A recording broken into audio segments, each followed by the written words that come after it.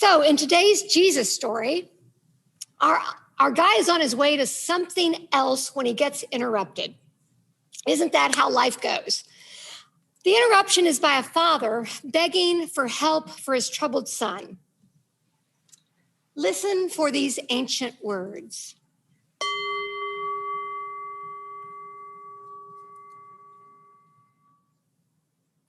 Jesus asked the father, how long has this been happening to him? And he said, from childhood, it's often cast him into the fire and into the water to destroy him. But if you are able to do anything, have pity on us and help us.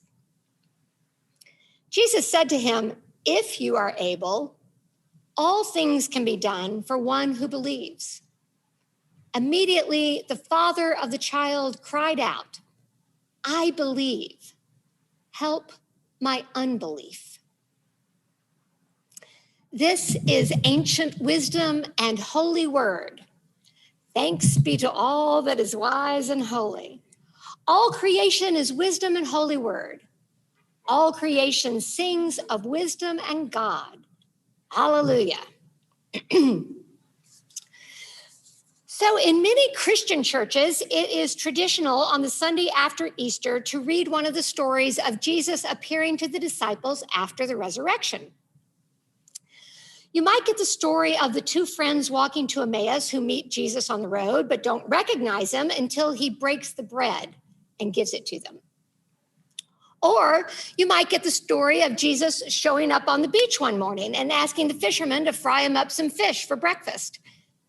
The passage that proves Jesus was a Southerner because, hello, fish fry on the beach.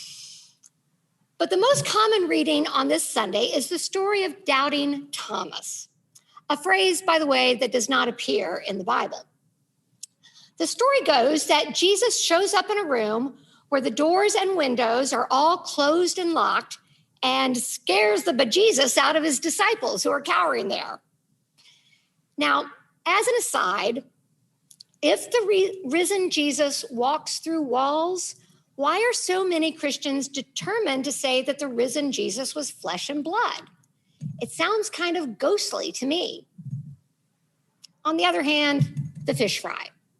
So anyway, Thomas isn't there when this happens and doesn't believe the other disciples when they tell him the story. So Jesus comes back again so that Thomas can see for himself. But here's the thing. Thomas wasn't any more doubtful than the other guys. They just saw for themselves before he did. And why was that? They were still cowering behind locked doors, and he was out in the world doing something. We don't know what, but at least he was out there. So I think Thomas gets a pretty bad rap with the title of doubting. Anyway, all of these stories are about Jesus showing up, being present, not leaving the disciples alone and without hope, whether in a regular body digesting fish or in a transfigured body unrecognizable to his friends on the road, or in a spiritual body that can walk through walls. He showed up.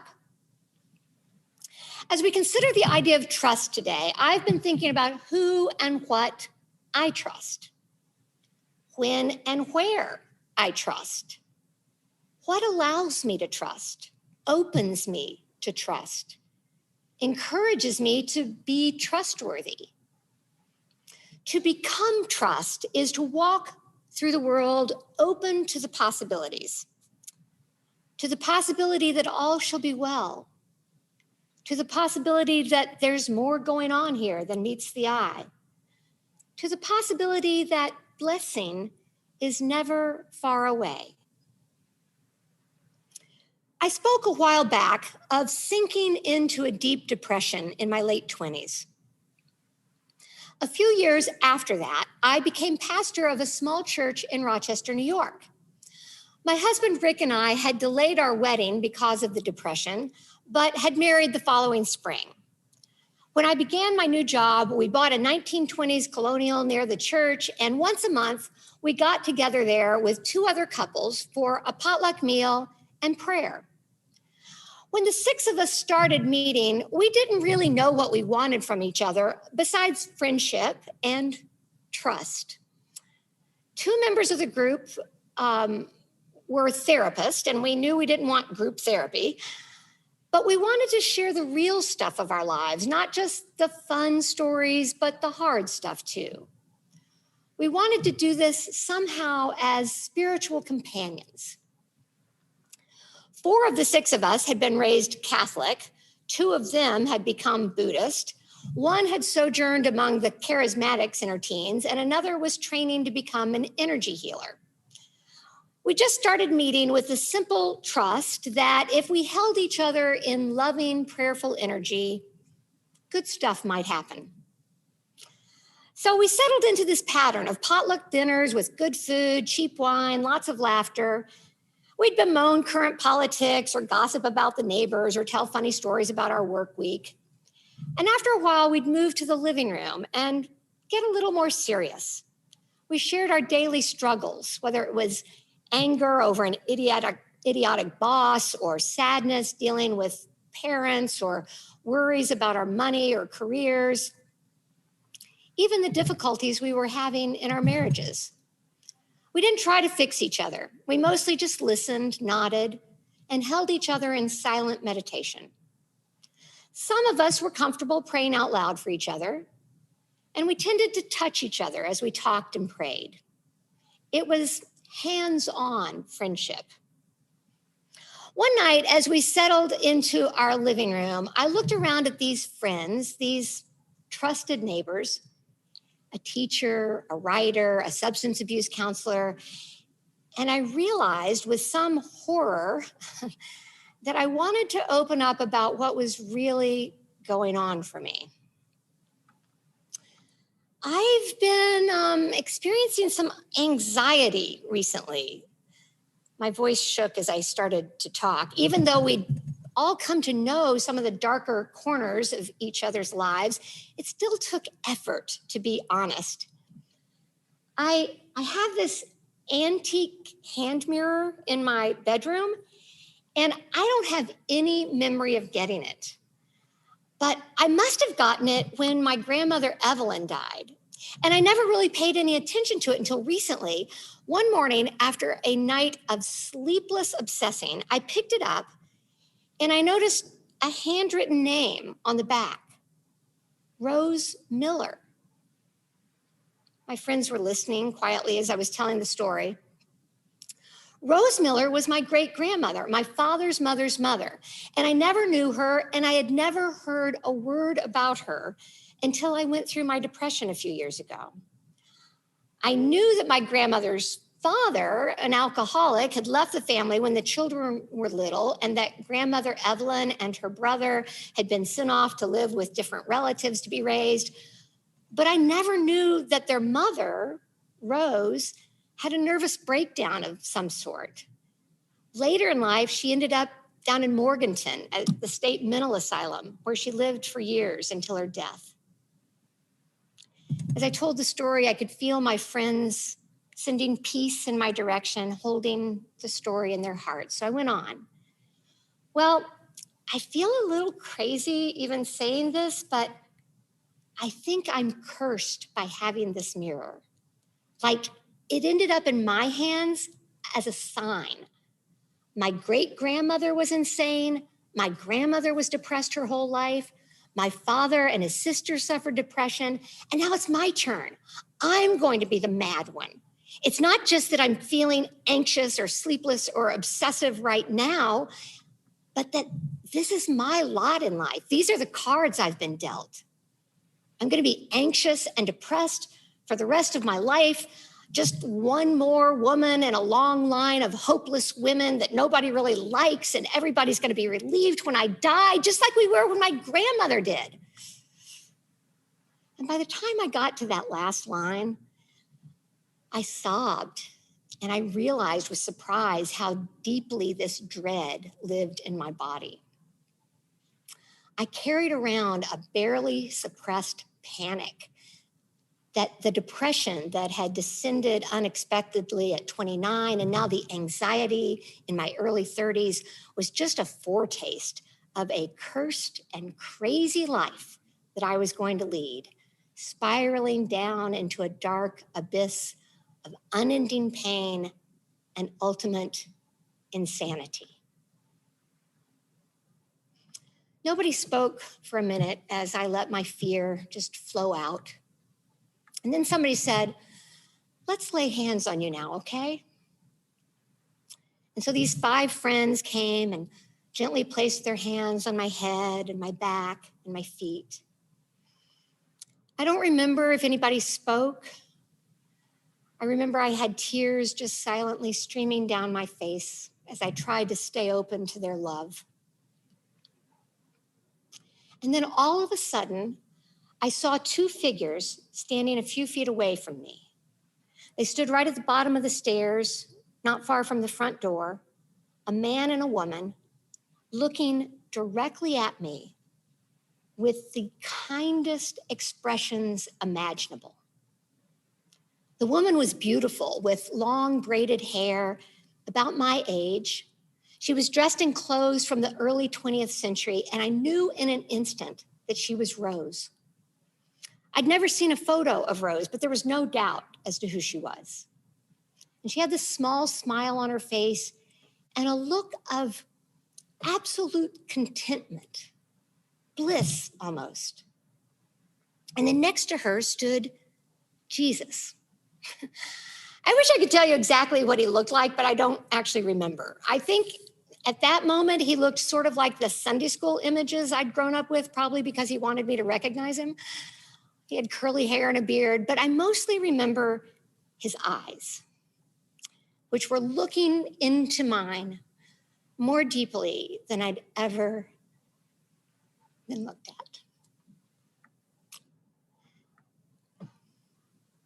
He smiled the whole time, and not just like a little mysterious Mona Lisa smile, but a wide beam, large with love. They didn't say anything. They just stood there together, looking at me, smiling while my friends continued to pray. Was it 1 second? Was it 10 minutes? Were my eyes open? Were they closed? I don't even know. When the prayer ended, nobody said anything for a minute, and I wondered if I should say anything.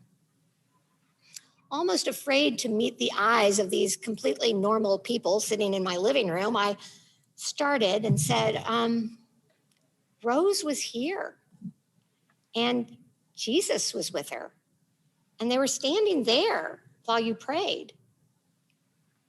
None of them looked sideways at each other or surreptitiously rolled their fingers around their ears. I'm going to be okay. I'm not doomed to be insane. They wanted me to know that, I think. I wonder if this is how Mary Magdalene felt when she saw Jesus outside the tomb after his burial. Mary became a follower of Jesus after he healed her of 7 demons. Maybe depression, anxiety, sleeplessness, obsessiveness were 4 of them.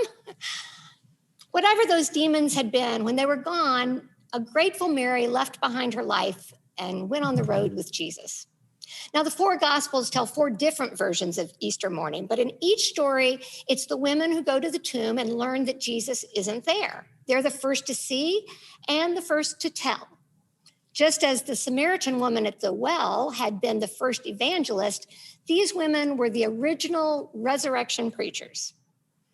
In all 4 stories, Mary Magdalene is mentioned by name. In 3 of the Gospels, there are other women who are mentioned with her. But in John's version, she goes to the tomb alone. And in the tender story that John tells, Mary arrives and finding no body in the tomb, just stands weeping in the garden. Jesus shows up, but she doesn't recognize him. He says, "Woman, why are you weeping? For whom are you looking?" And thinking he's the gardener, she says, "Sir, if you've carried him away, just tell me where you put him and I'll take him." And Jesus said to her, "Mary." And she turned and said to him in Hebrew, "Rabboni," which means teacher. So after this sweet exchange, Mary Magdalene ran and told the others, I have seen the Lord. Ever since the Da Vinci Code, that best-selling thriller that's often confused with a theological treatise, there's been fairly widespread discussion of the relationship of Mary Magdalene and Jesus. Were they married? Did they have children? If so, can you imagine being a descendant of Jesus? Ah, you kids! If only you could be more like your great-great-grandfather. He'd be rolling over in his grave if he were still in it. So there are whole sects that are dedicated to the Magdalene, people who believe she moved to France and started a religious movement there. And Mary was a much loved topic of conversation among my feminist friends in seminary. She was obviously one of the main disciples, but she rarely got mentioned in church history. Still, as interesting as all these questions are, did they have sex? Did she move to France? Did she start her own church? Did she really see Jesus in the garden? They're not the most important questions. They're not the questions we ask in the dead of the night when the demons are at the door. Mary had watched Jesus die this horrible death, and on Easter morning, she just wanted to honor his body with spices and care. And instead, she sees this empty tomb. First, they took his life, and now they took his body. Racked with grief, she stayed in the garden crying. And then Jesus was there speaking to her, calling her by name. For some people, understanding whether that person in the garden was flesh and blood seems of ultimate importance. Their whole faith rests on the answer to that question. That question doesn't really bother me. To be honest, it doesn't even interest me that much. The real question for me is not about living flesh, but about living presence. Did Jesus show up in the garden for Mary? Did Jesus stand in the foyer of my old house with my great-grandmother? The question is, when I am racked with grief, crying in my own garden of loss, will he be there? Can I trust him? Will Jesus call me by name? On Easter, in a desert garden, or perhaps on some October night on a living room floor, the answer arrives and calls us by name. Yes, I am here. You can trust me.